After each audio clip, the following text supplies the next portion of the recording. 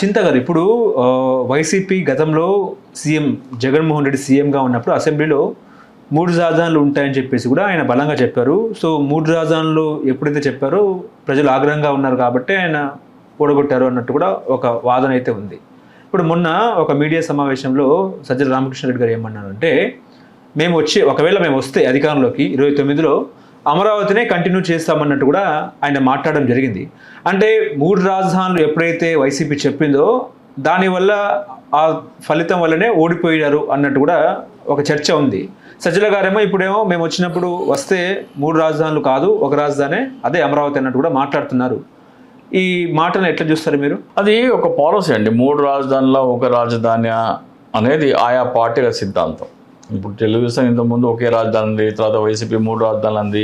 ఇప్పుడు మళ్ళీ మీరు అంటున్నారు సజ్జల గారు ఒకే రాజధాని అంటున్నారు అని చెప్తూ అంటున్నారు. అది వాళ్ళ పార్టీ ఇష్టం, దాంట్లో అది వేరే, ఆ సబ్జెక్టే వేరు.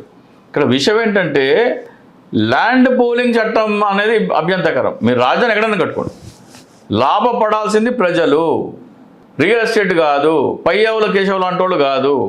2014 రాజధాని ప్రకటన రాకముందు నుంచి ప్రతి డాక్యుమెంట్ తీసి ఆ 29 గ్రామాల్లో అప్పుడు ఎవరు ఓనరు, ఆ తర్వాత ఎవరు ఓనరు, ఆ భూమి ప్రభుత్వం కొన్నట్టయితే ప్రభుత్వానికి ఎంత లాభం వచ్చేది, ఆ భూమి ప్రైవేట్ వ్యక్తులు కొనటం వల్ల వాళ్ళు ఎంత లాభపడుతున్నారు, అంటే ప్రభుత్వం ఎంత నష్టపోతుంది అనే దాని మీద సిబిఐ ఎంక్వైరీ జరగాలి.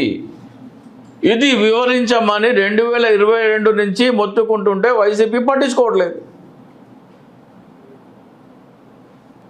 లక్షల కోట్ల దోపిడీ జరుగుతుంది అక్కడ. రాజధాని కట్టండి, ఒకటే. చంద్రబాబు నాయుడు ఒకటన్నా, మీరు ఒకటన్నా, లేదు మీరు 3 అన్నా, మాకు ఎటువంటి అభ్యంతరం లేదు, ప్రజలకు ఎటువంటి అభ్యంతరం లేదు. కానీ ప్రజలకి రావాల్సిన ఆదాయాన్ని ప్రైవేట్ వ్యక్తులు దోచుకునే చట్టం, ల్యాండ్ పూలింగ్ చట్టం, దానికి వ్యతిరేకం. అమరావతిలోనే రాజధాని, అభ్యంతరం ఏం లేదు, కొనసాగించండి. కానీ అమరావతిలో జరుగుతున్న అవినీతి ఏంటో ప్రజలకు వివరించకపోవడం వైసీపీ చాతకానితనం. ఈ కార్యాచరణ చేపడితే ఎవరైతే లెటర్ రాస్తారో వాళ్ళు అర్థం చేసుకుంటారు, అరే ఇది కదా, నిజం కదా, ఇది ప్రజలకు రావాల్సిన ఆదాయము ప్రైవేట్ వ్యక్తులకు దోచిపెడుతున్న చట్టం కదా ల్యాండ్ పూలింగ్ చట్టం అని ప్రతి ఒక్క పౌరుడు లెటర్ రాస్తాడు. అప్పుడు ఆయనకు అవగాహన వస్తుంది, చంద్రబాబు నాయుడు ఏ స్థాయిలో దోపిడీ చేస్తున్నాడో ఆయనకు అర్థమవుతుంది, ప్రతి ఓటర్కి అర్థమవుతుంది. అప్పుడు చంద్రబాబు నాయుడు ఎంత పెద్ద ఘరానా మోసగాడో ప్రజలకు అర్థమవుతుంది. ఈయన చేసేది అమరావతి డెవలప్మెంట్ ముసుగులో ఈయన చేసేది ప్రభుత్వ ఖజానా దోపిడీ అనేది ప్రజలకు అర్థమవుతుంది. ఆ కార్యాచరణ చేపట్టాలి కదా, అది చేపట్టట్లేదు. కానీ వైసీపీ 3 రాజధానులు చెప్పేసి ప్రజల్ని అంటే ఒక భ్రాంతికి తీసుకెళ్లి ఈ రకంగా వ్యవహరించింది అన్నట్టు కూడా చర్చ కదా. లేదు, అటువంటిది ఏం లేదు. వైసీపీ పూర్తిగా విఫలం చెందింది. అంటే వైసీపీ థింక్ ట్యాంక్లో కొన్ని ప్రాబ్లమ్స్ ఉన్నాయి. ఇంకో విషయం కూడా చెప్తాం మీకు. ఇవి వైసీపీ ఫలితాలు వచ్చిన వెంటనే నేను వెళ్ళి పార్టీ ఆఫీస్కి వెళ్ళి జగన్మోహన్ రెడ్డిని కలుద్దామని చెప్పేసి సజ్జల రామకృష్ణారెడ్డి గారిని కలవడం జరిగింది. అప్పుడు ఏం చెప్పానంటే, ఎస్ఓపి సుప్రీంకోర్టు ఒక జడ్జిమెంట్ ఇచ్చింది 24 ఏప్రిల్ 2024. ఆ జడ్జిమెంట్కి అనుగుణంగా ఒక ఎస్ఓపి తయారు చేయమని ఆదేశిస్తే ఆ ఎస్ఓపి జడ్జిమెంట్కి అనుగుణంగా లేదు, దీన్ని మనం ఛాలెంజ్ చేద్దాము అని చెప్పడం జరిగింది. ఆ తర్వాత మళ్ళీ నెలకో 2 నెలలకో మళ్ళీ వెళ్తే ఇట్లా మనం ఛాలెంజ్ చేద్దాము అంటే జగన్మోహన్ రెడ్డి గారు కూడా ఛాలెంజ్ చేద్దామన్నారు. ఎవరెవరైతే ఓడిపోయారో వాళ్ళందరూ, అంటే 164 ఎమ్మెల్యే అభ్యర్థులు, 21 ఎంపీ అభ్యర్థులు ఛాలెంజ్ చేద్దామని అన్నారు. కానీ నేను అడ్వకేట్లనే కొంతమంది అడ్వకేట్ల పేరు చెప్పారు ఆయన. మేము అందరం చదివాము, మాకు అందులో ఎక్కడ తప్పు కనపడట్లేదు, ఎస్ఓపిలో అంతా సవ్యంగానే ఉంది అని చెప్పారు. ఆ విషయం ఇంకా వీళ్ళకి ఇంట్రెస్ట్ లేదని అర్థమైనాను. హర్యానాలో కాంగ్రెస్ ఎమ్మెల్యేలు, మహారాష్ట్రలో కాంగ్రెస్ ఎమ్మెల్యేలకి వాళ్ళకి వెళ్ళి ఈ తప్పులు చేస్తున్న ఎన్నికల కమిషన్ దీన్ని ఛాలెంజ్ చేయమంటే వాళ్ళు ఛాలెంజ్ చేశారు.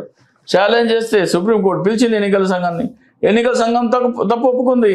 మేము తప్పు చేశాము, మైక్రో కంట్రోలర్ పరీక్ష చెప్పింది, మేము దాన్ని పెట్టలేదు, ఈసారి వచ్చే ఎస్ఓపిలో పెడతామన్నారు. ఆ వచ్చే ఎస్ఓపీలు కూడా పెట్టలేదు, అది వేరే సంగతి. కానీ తప్పు ఒప్పించారు కదా, ఆ తప్పు మైక్రో కంట్రోల్ పరీక్ష మేము ఎస్ఓపీలో పెట్టలేదు అనే ఆధారంగా ఎన్నికలు రద్దు చేయమని ఒక ఉద్యమం చేసే పని వైసీపీ, దేశవ్యాప్త ఉద్యమం చేసే పని. దేశవ్యాప్తంగా నాయకుడిగా జగన్మోహన్ రెడ్డి గారు ఎదిగే అవకాశం ఉండేది. సుప్రీంకోర్టు ఇచ్చిన తీర్పుకు అనుగుణంగా ఎస్ఓపి లేదు కాబట్టి ఎన్నికలు రద్దు చేయండి అని.